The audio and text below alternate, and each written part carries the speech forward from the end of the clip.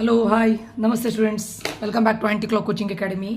ಆ್ಯಂಟಿ clock coaching ಅಕಾಡೆಮಿಯಿಂದ ನಾನು ನಿಖಿಲೇಶು ಮಾತಾಡ್ತಾ ಇರೋದು. ಸ್ಟೂಡೆಂಟ್ಸು, ಇವತ್ತು ರಿಸಲ್ಟ್ ಬಂದಿದೆ. ಯಾರ್ಯಾರಿಗೆ ಎಕ್ಸ್ಪೆಕ್ಟೆಡ್ಗಿಂತ ಜಾಸ್ತಿ ಬಂದಿದೆ ಕಂಗ್ರ್ಯಾಚುಲೇಷನ್ಸು, ಎಕ್ಸ್ಪೆಕ್ಟೆಡ್ಗಿಂತ ಕಮ್ಮಿ ಬಂದಿದೆ ಅವ್ರಿಗೂ ಕೂಡ ಕಂಗ್ರ್ಯಾಚುಲೇಷನ್ಸು, ಆ್ಯಸ್ ಎಕ್ಸ್ಪೆಕ್ಟೆಡ್ ಬಂದಿದೆ ಅವ್ರಿಗೂ ಕಂಗ್ರ್ಯಾಚುಲೇಷನ್ಸು. ಒಂದಿಷ್ಟು ಜನರಿಗೆ ಖುಷಿಯಾಗಿದೆ, ಒಂದಿಷ್ಟು ಜನರಿಗೆ ಸ್ಯಾಡ್ ಅನಿಸ್ತಾ ಇದೆ, ರಿವ್ಯಾಲ್ಯೂಷನ್ ಹಾಕಬೇಕು, ನಾನು ಅಂದ್ಕೊಂಡೆ ಬರ್ತಾ ಇಲ್ಲ, ಫೋಟೋ ಕಾಪಿ ತೆಗಿಬೇಕು ಅಂತಿದ್ದೀರಾ. ಓಕೆ, ಯಾರ್ಯಾರಿಗೆ ಮಾಡಬೇಕು ಅಂತಿದ್ದೀರಾ ಮಾಡಿ. ಬಟ್ ಸ್ಟೂಡೆಂಟ್ಸು, ನಾನು ಹೇಳ್ತೇನೆ ನೋಡಿ, ಬೋರ್ಡಲ್ಲಿ ಒಳ್ಳೆ ಮಾರ್ಕ್ಸ್ ಬಂದಿರ್ಬೋದು, ಬಟ್ ಸಿ ಇ ಟಿ ಅನ್ನೋದು ತುಂಬ important. C E T rank ಮೇಲ್ಗಡೆ ನಿಮ್ಮ ಕಾಲೇಜ್ ಡಿಸೈಡ್ ಆಗುತ್ತೆ.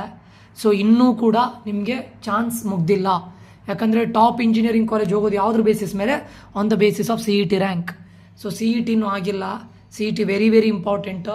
ಸ್ಟೂಡೆಂಟ್ಸ್, ಇವಾಗ ಆಲ್ರೆಡಿ ನೀವು ಬೋರ್ಡ್ ಎಕ್ಸಾಮಿಗೆ ಕೆಲವೊಂದಿಷ್ಟು ಮಿಸ್ಟೇಕ್ಸ್ಗಳನ್ನು ಮಾಡಿ ನೀವು ಎಕ್ಸ್ಪೆಕ್ಟೆಡ್ ಮಾರ್ಕ್ಸನ್ನು ತೆಗಿಲಿಲ್ಲ. ಸೊ ಆ ಮಿಸ್ಟೇಕ್ಸನ್ನು ಸಿ ಇ ಟಿಗೆ ಮಾಡಬೇಡಿ. ಸಿ ಇ ಟಿ ಅನ್ನೋದು ಮೀನು, ನಿಮ್ಮ ಗೇಮ್ ಪ್ಲೇ ಆಗೋದೇ ಅಲ್ಲೇ. ಓಕೆ, ನಿಮ್ಮ ಮುಂದಿನ college, engineering college, placement, job ಎಲ್ಲದೂ ಕೂಡ depends on C E T. So C E T very very important students. C E ಟಿನ ನೆಗ್ಲೆಕ್ಟ್ ಮಾಡಬೇಡಿ. Still the ball is in your court. ಇನ್ನೂ ಕೂಡ ಮುಗ್ದಿಲ್ಲ. ಓಕೆ, ಕರೆಕ್ಟ್ ಅರ್ಥ ಮಾಡ್ಕೊಳ್ಳಿ. C E T is a deciding factor. ಎಷ್ಟು effort ಆಗುತ್ತೋ ಅಷ್ಟು ಎಫರ್ಟನ್ನು ಹಾಕಿ. ಎನ್ ಸಿ ಆರ್ ಟಿನ ಪರ್ಫೆಕ್ಟಾಗಿ ಓದಿ. 30 to 40 marks N C R ಟಿಂದೇ ಬರುತ್ತಾ. ಎಕ್ಸಾಂಪಲ್ ಪ್ರಾಬ್ಲಮ್ಸನ್ನು ಮಾಡಿ, ಪ್ರೀವಿಯಸ್ ಇಯರ್ ಕ್ವಶನ್ ಪೇಪರ್ಸನ್ನು ಸಾಲ್ವ್ ಮಾಡಿ, ಮಾಕ್ ಟೆಸ್ಟನ್ನು ತಗೊಳ್ಳಿ, ಒಂದಿಷ್ಟು ಟ್ರಿಕ್ಸನ್ನು ಯೂಸ್ ಮಾಡಿ. Okay, very very important students. ಮತ್ತೊಂದು ಹೇಳ್ತೇನೆ ನೋಡಿ, ಸ್ಟೇಟಲ್ಲಿ ಬೋರ್ಡಲ್ಲಿ ಟಾಪ್ ಬಂದವರು ಸಿ ಇ ಟಿಯಲ್ಲಿ ಟಾಪ್ ಬರೋದಿಲ್ಲ.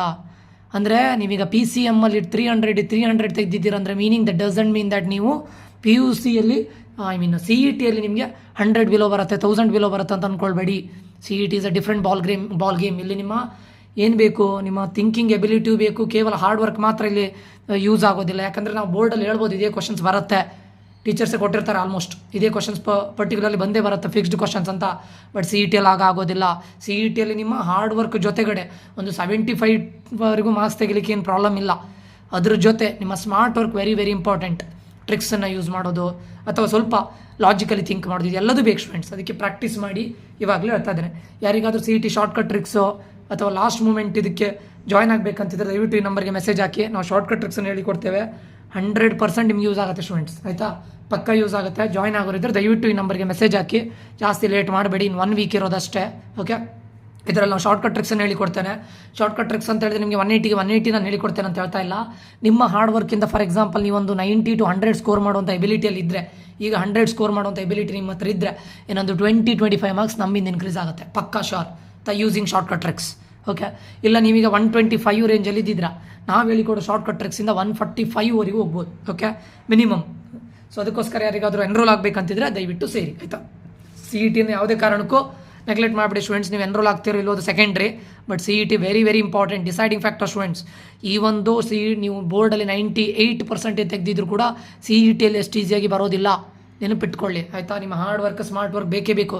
ಯಾರ್ಯಾರಿಗೆ ಜಾಯ್ನ್ ಆಗಬೇಕು ಅಂತಿದ್ರೆ ಈ ನಂಬರ್ಗೆ ಮೆಸೇಜ್ ಹಾಕಿ, ನನಗೆ ಜಾಯ್ನ್ ಆಗಿ. ನಿಮ್ಗೆ ಒಂದಿಷ್ಟು ಟಿಪ್ಸ್ಗಳನ್ನು ಕೂಡ ಕೊಡ್ತೇವೆ, ಪ್ಲಸ್ ಶಾರ್ಟ್ಕಟ್ ಟ್ರಿಕ್ಸ್ನ ವೀಡಿಯೋವನ್ನು ನಿಮ್ಗೆ ಕೊಡ್ತೇವೆ. ತುಂಬ ಹೆಲ್ಪ್ ಆಗುತ್ತೆ, 100% ಹೆಲ್ಪ್ ಆಗುತ್ತೆ. ನಿಮ್ಮ ಕಾನ್ಫಿಡೆನ್ಸನ್ನು ಬೂಸ್ಟ್ ಮಾಡುತ್ತೆ ಪಕ್ಕ. ಯಾಕಂತ ಕೇಳಿದ್ರೆ ನೀವು ಎಕ್ಸಾಮಿಗೆ ಹೋಗೋ ಒಂದು 2 days ಮುಂಚೆ ಅದನ್ನು ನೋಡಿದಾಗ ಸ್ವಲ್ಪ ಕಾನ್ಫಿಡೆನ್ಸ್ ಬೂಸ್ಟ್ ಆಗುತ್ತೆ. ಯಾಕಂದರೆ ನಾನು ಕ್ವಶನ್ ಪೇಪರ್ಗಳು ನಿಮ್ಗೆ ಅಪ್ಲೈ ಮಾಡಿ ತೋರಿಸ್ತೇನೆ. ಇಲ್ಲಿ 2019 ಲಾಸ್ಟ್ ಕ್ಲಾಸಲ್ಲಿ ಅಪ್ಲೈ ಮಾಡಿದ್ದೇನೆ, 2018 ಈಗ ಮಾಡ್ತಾ ಇದ್ದೇನೆ. ಆಮೇಲೆ ನಿಮಗೆ ಈ ಕೋರ್ಸಿಗೆ ಜಾಯ್ನ್ ಆದರೆ 2023 ಕ್ವಶನ್ ಪೇಪರ್ಗೂ ಮಾಡ್ತೇನೆ, ಆಯಿತಾ? 21, 22, 23 ಎಲ್ಲದಕ್ಕೂ ಮಾಡಿ ನಿಮ್ಗೆ ತೋರಿಸ್ತೇವೆ. ಓಕೆ ಸ್ಟೂಡೆಂಟ್ಸು, ಇದು 2018 ಫಿಸಿಕ್ಸ್ ಕ್ವಶನ್ ಪೇಪರ್ನ ತೊಗೊಂಡಿದ್ದೇನೆ. ಇಲ್ಲಿ ನೋಡಿ, ಕ್ವಶನ್ ನೋಡಿ, ಇಲ್ಲಿ ಜಸ್ಟ್ ಟ್ರಿಕ್ಸ್ ಸ್ಟೂಡೆಂಟ್ಸು. ಇದು ಯಾವಾಗ ಅಪ್ಲೈ ಮಾಡಬೇಕು ಅಂತ ಕೇಳಿದ್ರೆ, ಫಸ್ಟಿಗೆ ನೀವು ಏನೆಲ್ಲ ಓದಿರ್ತೀರಲ್ಲ, ಆ ಓದಿರೋದನ್ನು ಎಲ್ಲದನ್ನು ಸಾಲ್ವ್ ಮಾಡಿ ಆದಮೇಲೆ ಇದನ್ನು ಟ್ರಿಕ್ಸನ್ನು ಅಪ್ಲೈ ಮಾಡಬೇಕು. ಡೈರೆಕ್ಟ್ ಹೋಗಿ ಟ್ರಿಕ್ಸನ್ನು ಅಪ್ಲೈ ಮಾಡಬೇಡಿ. ಇವಾಗಲೇ ಹೇಳ್ತಾ ಇದ್ದೇನೆ, ಫಸ್ಟ್ ರೌಂಡಲ್ಲಿ ಏನು ಮಾಡಬೇಕು ಅಂತ ಕೇಳಿದರೆ, ಫಸ್ಟ್ 1 ಅವರಲ್ಲಿ ಫಸ್ಟ್ 40 ಮಿನಿಟ್ಸ್ ನಿಮ್ಗೆ ಏನೇನು ಗೊತ್ತಿದೆ ಅದನ್ನು ಪರ್ಫೆಕ್ಟಾಗಿ ಮಾಡಿ. 35 ಮಾರ್ಕ್ಸಾ? 35 ಮಾರ್ಕ್ಸ್ ಬಂದರೂ ಸಾಕು. ಅದಾದ ನಂತರ ಒಂದೊಂದು ಟ್ರಿಕ್ಸ್, ಟೆಕ್ನಿಕ್ಸನ್ನು ಯೂಸ್ ಮಾಡಲಿಕ್ಕೆ ಸ್ಟಾರ್ಟ್ ಮಾಡಿ, ಆಯಿತಾ? ಕ್ವಶನ್ ನೋಡಿದ, effective resistance between P and Q for the following network is. ಇಲ್ಲಿ ನೋಡಿ ಸ್ಟೂಡೆಂಟ್ಸು, ಎಫೆಕ್ಟಿವ್ ರೆಸಿಸ್ಟೆನ್ಸ್ ಅಂತ ಕೊಟ್ಟಿದ್ದಾರೆ, ಕರೆಕ್ಟಾ? ನಮ್ಗೆ ಇಲ್ಲಿ ಡಯಾಗ್ರಾಮನ್ನು ನೋಡಿದರೆ, ಫಾರ್ ಎಕ್ಸಾಂಪಲ್ ನಾನು ಈ ಡಯಾಗ್ರಾಮನ್ನು ತಗೊಳ್ತೇನೆ ಸ್ಟೂಡೆಂಟ್ಸ್. ನಾನು ಇದನ್ನು 4 ಓಮ್ ಅಂತ ಅವರೇ ಕೊಟ್ಟಿದ್ದಾರೆ, ಸರಿಯಾ? 4 ಓಮ್ ಅಂತ ಕೊಟ್ಟು ಇಲ್ಲಿ ನಾನು ಇದಿಷ್ಟನ್ನು ಒಂದು ಸಿಂಗಲ್ ಆಗಿ ತಗೊಳ್ತೇನೆ ಸ್ಟೂಡೆಂಟ್ಸ್. ಇದನ್ನು ಎಕ್ಸ್ ಅಂತ ತಗೊಳ್ತೇನೆ ಸ್ಟೂಡೆಂಟ್ಸ್. ಅದಿಷ್ಟನ್ನು ಸಿಂಗಲ್, ಒಂದು ಎಕ್ಸ್, ನಂಗೆ ಗೊತ್ತಿಲ್ಲ ಅದು ಏನು ಅಂತ, ಆಯಿತಾ? ಇದೇನಿದೆ 5 ಓಮ್, ಇದು 4 ಓಮ್, ಇದು 5 ಓಮ್. ಈಗ ನೋಡಿ, ನಿಮ್ಗೀಗ ಟೋಟಲಿಗೆ ಎಷ್ಟು ಬರಬೇಕು ಹೇಳಿ, 4 + x + 5. 4 + 5 ಅಂದರೆ ಎಷ್ಟು, 9. 9 + x ಅಂದರೆ ಮೀನಿಂಗ್ ಏನು ಹೇಳಿ, ನಿಮಗೆ ಟೋಟಲ್ ರೆಸಿಸ್ಟೆನ್ಸ್ ಅನ್ನೋದು 9ಗಿಂತ ಜಾಸ್ತಿ ಬರಲೇಬೇಕು. 9 + x ಅಂದರೆ ಸಮಥಿಂಗ್, ನಮ್ಗೆ ಇದ್ರ ಬಗ್ಗೆ ಬೇಡ. 9+ ಅಂತ ಹೇಳಿದ್ರೆ 9ಗಿಂತ ಜಾಸ್ತಿ ಬರಲೇಬೇಕಲ್ಲ. ಕೊಟ್ಟಿರೋ ಆಪ್ಷನಲ್ಲಿ 1/12 ಇದು 100% ಅಲ್ಲ, ಯಾಕಂದರೆ 9ಗಿಂತ ಕೆಳಗೆ ಬರುತ್ತೆ. 1/21 ಇದು 100% ಅಲ್ಲ. ಇವೆರಡರಲ್ಲಿ ಒಂದು ಆಪ್ಷನ್. ಸಿಂಪಲ್ ಸ್ಟೂಡೆಂಟ್ಸ್, ಗೊತ್ತಾಯ್ತಲ್ಲ. ಇದು ಲಾಜಿಕಲಿ ಥಿಂಕ್ ಮಾಡೋದು. ನಾನು ಇದಿಷ್ಟನ್ನು ಒಂದು ಸಿಂಗಲ್ ಆಗಿ ಎಕ್ಸ್ ಅಂತ ತಗೊಳ್ತೇನೆ. ಇದು ಪ್ಲಸ್ ಇದು ಎಷ್ಟಾಗುತ್ತೆ, 4 + 5 ಎಷ್ಟು, 9. 9 ಪ್ಲಸ್ ಇಲ್ಲೇನೋ ಒಂದು ರೆಸಿಸ್ಟೆನ್ಸ್ ಬಂದಿರುತ್ತೆ ಟೋಟಲ್. ಮೂರನ್ನು ಆ್ಯಡ್ ಮಾಡಿದ್ರೆ 9ಗಿಂತ ಜಾಸ್ತಿ ಬರಲೇಬೇಕಲ್ಲ. ಇವೆರಡು ಆಪ್ಷನಲ್ಲಿ 9ಗಿಂತ ಕಡಿಮೆ ಇದೆಯಲ್ವಾ. ಸೊ ಇವೆರಡರಲ್ಲಿ ಒಂದು ಆಪ್ಷನ್ ಆಗಿರುತ್ತೆ ಆನ್ಸರ್. ಓಕೆ, ಇದರ ಆಪ್ಷನ್ ಬಿ ಆಗಿತ್ತು ಸ್ಟೂಡೆಂಟ್ಸ್. ಅಟ್ಲೀಸ್ಟ್ ನಿಮಗೆ 50%ಗೆ ರೆಡ್ಯೂಸ್ ಆಗುತ್ತೆ ಇಲ್ಲಿ ಲಾಜಿಕಲಿ ಥಿಂಕ್ ಮಾಡಿದರೆ. Okay, next 2 wires A and B are stretched by the same load if the area of the cross section of the wire A is double that of B. ಎನ area of cross section double ಅಂತ ಯಾವುದಕ್ಕಿಂತ, ಬಿಗಿಂತ. Then the stress on B ಅಂತ ಕೇಳ್ತಾ ಇರೋದವರು. Okay, ನಾವಿಲ್ಲಿ question analyse ಮಾಡ್ತಾ ಇಲ್ಲ ಸ್ಟೂಡೆಂಟ್ಸ್. ಇದರಲ್ಲಿ ಏನು ಮಾಡ್ತೇವೆ ಅಂತ ಕೇಳಿದರೆ, ಒಂದು equal to that on A, twice that on A, half that on A, 4 times that on A. ಇದು ಯಾವ ರೀತಿ ಗೊತ್ತುಂಟ, ಇದರಲ್ಲಿ ಯಾವ ಮೆಥಡನ್ನು ಯೂಸ್ ಮಾಡಬೇಕಂದ್ರೆ reciprocal. X Y 1/y Z. Reciprocal ಅಂದರೆ ಮೀನಿಂಗ್ ಏನು ಹೇಳಿ, ಇಲ್ಲಿ ನೋಡಿ, ವೈ ಟ್ವೈಸ್ ಅಂತ ಹೇಳಿದರೆ, ಟ್ವೈಸ್ ಅಂದರೆ ಎಷ್ಟು ಹೇಳಿ, 2 ಅಲ್ವಾ. ಹಾಫ್ ಅಂದರೆ ಏನು ಹೇಳಿ, 1/2. ಇದ್ರದ್ದು ರೆಸಿಪ್ರೋಕಲ್ ಇದಾಗಿಲ್ವಾ, ಸಿಂಪಲ್ ಅಲ್ಲ. 1/something ಅಂತ ಹೇಳಿದ್ರೆ ರೆಸಿಪ್ರೋಕಲ್ ಅಲ್ವಾ, 2 1/2. ಸೊ ಇವೆರಡರಲ್ಲಿ ಒಂದು ಆಪ್ಷನ್ ಆಗಿರುತ್ತೆ ಸ್ಟೂಡೆಂಟ್ಸ್. ಸೊ ಈ ಆಪ್ಷನ್ ಹೋಯ್ತು, ಈ ಆಪ್ಷನ್ ಹೋಯ್ತು. ಇದರ answer half that of A is the answer. Okay, ಇದಕ್ಕೆ ಯಾವ ಟ್ರಿಕ್ಸನ್ನು ಯೂಸ್ ಮಾಡಿದ್ದೀರಾ, ರೆಸಿಪ್ರೋಕಲ್. ಓಕೆ, ರೆಸಿಪ್ರೋಕಲ್ನ ಯೂಸ್ ಮಾಡಿದ್ದೀರಾ, ಟ್ವೈಸ್, ಹಾಫ್, ಆಯಿತಾ.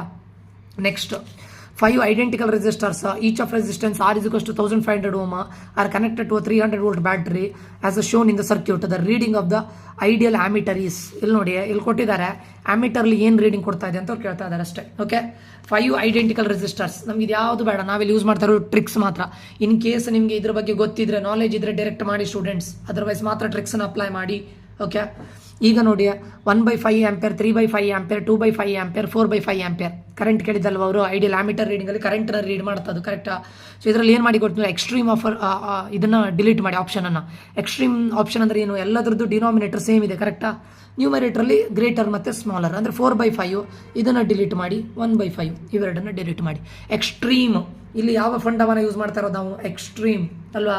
ಸೊ ಆನ್ಸರ್ 3/5 ಆರ್ 2/5 ಇರುತ್ತೆ. ಓಕೆ, ಇಲ್ಲಿ ಆನ್ಸರ್ 3/5 ಸ್ಟೂಡೆಂಟ್ಸ್, ಆಯಿತಾ. 3/5 is the answer.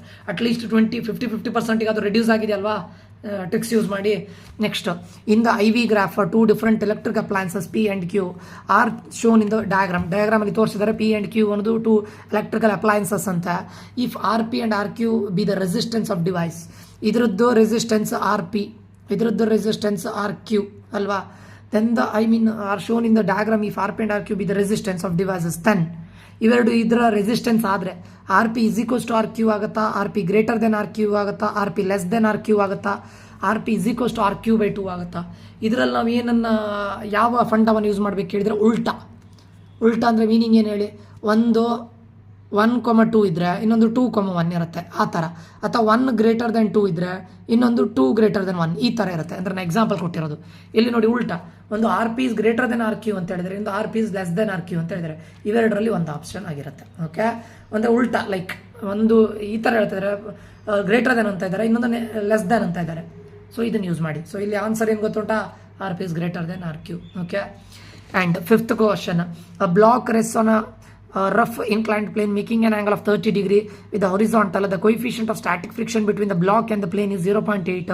If the frictional force on the block is 10 Newton, the mass of the block is. Question ಕೇಳಿದ್ದು, what is the mass ಅಲ್ವಾ. ಏನಿಲ್ಲ, ಫಸ್ಟಿಗೆ extreme of ಇದನ್ನು delete ಮಾಡಿ, eliminate ಮಾಡಿ ಎಕ್ಸ್ಟ್ರೀಮ್. ಯಾಕಂದರೆ ಇಲ್ಲಿ ನಮಗೆ ಬೇರೆ ಫಂಡ ಯೂಸ್ ಮಾಡ್ಲಿಕ್ಕೆ ಆಗೋದಿಲ್ಲ, ಯಾವುದನ್ನೆಲ್ಲ ಹೇಳಿ, ಲೈಕ್ ಡಬಲ್ಡ್ ಅದನ್ನು ಯೂಸ್ ಮಾಡ್ಲಿಕ್ಕೆ ಆಗೋದಿಲ್ಲ, ಅಥವಾ ರೆಸಿಪ್ರೋಕಲ್ ಯೂಸ್ ಮಾಡ್ಲಿಕ್ಕೆ ಆಗೋದಿಲ್ಲ. ಆವಾಗ ಎಕ್ಸ್ಟ್ರೀಮ್ ಇದನ್ನು ಆಪ್ಷನ್ನ ಡಿಲೀಟ್ ಮಾಡಿ. ಉಳಿದಿದ್ದು ಯಾವುದು, 2 ಮತ್ತು 3 kg, ಕರೆಕ್ಟಾ. ಇವೆರಡರಲ್ಲಿ ಒಂದು ಆನ್ಸರ್ ಆಗಿರುತ್ತೆ. ಸೊ ಇದರ ಆನ್ಸರ್ 2 kg ಸ್ಟೂಡೆಂಟ್ಸ್. ಓಕೆ, ಏನು ಮಾಡಿದ್ದಿಲ್ಲಿ ನಾವು ಯೂಸ್ ಮಾಡಿದ್ದು ಫಂಡ ಯಾವುದು, ಎಕ್ಸ್ಟ್ರೀಮ್ ಆಫರ್ಸ್, ಎಕ್ಸ್ಟ್ರೀಮ್ ಇದು ಆಪ್ಷನ್ನ ಡಿಲೀಟ್ ಮಾಡಿ ಅಂತ. ಓಕೆ.